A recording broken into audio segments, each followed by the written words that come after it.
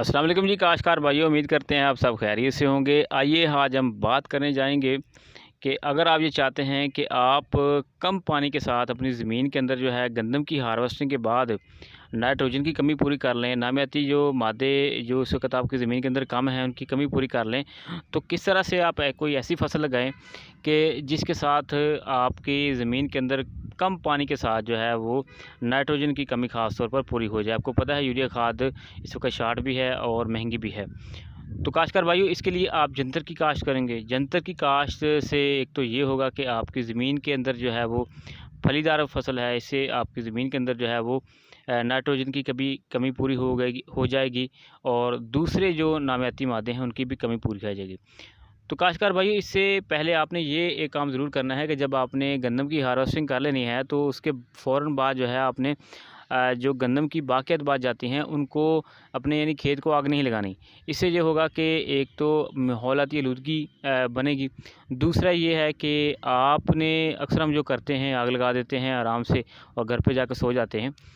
तो आपने करना ये है कि एक तो आग नहीं लगानी, दूसरा ये है कि इससे नुकसान ये होगा कि ज़मीन के अंदर जो नामियाती मादे होंगे उनको भी नुकसान पहुँचेगा और बहुत से कीड़े मकोड़े जो हैं वो भी ज़ाया हो जाएंगे। तो काश्तकार भाइयों, आपने इस तरह से काश्त करनी है कि आपने गंदम की हार्वेस्टिंग के बाद जो है अपनी जो ज़मीन है उसको फ़ौरी तौर पर रौनी करें, यानी पानी लगाएं। लगाने के बाद आप ऐसे करें कि आप देखें कि 1-2 दिन के बतर आ जाएगा। बतर के फ़ौरन बाद आप ऐसे करें कि उसके ऊपर हल चलाएं और हल चलाने के बाद जो है आप अपनी जो जंतर का बीज है उसके ऊपर छटा करें। छटा करने के बाद आप उसके ऊपर सुहागा लगाएं और इस तरह से आपकी जो जंतर की काश्त है वो मुकम्मल हो जाएगी।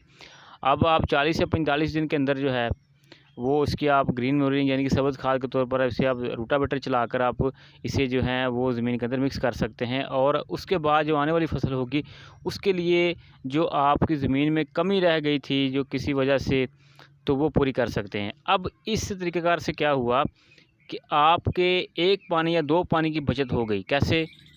अगर आप वैसे काश्त करते ज़मीन को यानी कि गंदम वाली फसल की जो बाक़ियात थी उनको यानी फ़ील्ड को आप पानी लगाते, उसे रौनी करते, फिर दोबारा तैयार करते, उसके बाद कुछ दिन बाद उसे दोबारा पानी लगा के उस पे जंतर का छंटाई करते, तो 2 पानी आपने लगाई। इस तरह से एक ही पानी के साथ जो है आपने जंतर की काश्त मुकम्मल कर ली। दरमियान में हो सकता है आपको 15-20 दिन बाद या 1 माह बाद पानी लगाना पड़े, लेकिन इसके साथ हो सकता है कि जून में बारिश भी हो जाए। तो फिर उस वक़्त जो है आप 1 पानी के साथ ही अगली फसल के लिए जो है वो अपनी ज़मीन में नामियाती मादों की कमी को पूरा करते हुए आप अगली फसल को काश्त कर सकते हैं। तो काश्तकार भाई, आइए प्रैक्टिकल तौर पर इस चीज़ को समझते हैं और देखते हैं कि किस तरह से आपने जंतर की काश्त करनी है। तो चलिए चलते हैं। काश्तकार भैया देखें, हमने ये गंदम की फ़ील्ड जिसको हमने हार्वेस्टिंग कर ली थी उसे पानी लगाया। पानी लगाने के बाद आप ये देखिए हम इसे मज़ीद काश्त के लिए जो है उसे तैयार कर रहे हैं। देखिए सिंगल हल हम चला रहे हैं इसके ऊपर। इसके बाद हमने जंतर की काश्त करनी है इसके ऊपर। इससे एक तो फ़ायदा ये होगा कि एक तो सिंगल तरीके से आपने इसे तैयार कर लिया, आपके तेल की बचत होगी।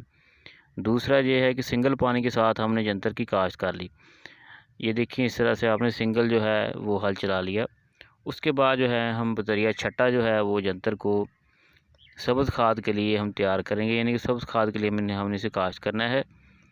तो बीज अच्छा लेना चाहिए ताकि आपकी जो फसल है वो अच्छी तरीके से आपको पैदावार दे सके, आप इसे अच्छी तरह से ज़मीन में बतौर सब्ज़ खाद इस्तेमाल कर सकें। देखिए आपने इस तरह से छटा देने के बाद उसके ऊपर जो है वो सुहागे के साथ ये देखें इस सेट कर दिया ताकि आपकी जो जंतर की फसल है वो तैयार होकर आप उसको बतौर सब्ज़ खाद यानी नाइट्रोजन खाद के तौर पर आप उस ज़मीन में मिक्स कर सकें। तो काश्तकार भाई, देखा आपने कितनी आसान तरीके के साथ आपने इसे काश्त भी कर लिया, सिंगल पानी के साथ अपने तेल की बचत भी कर ली।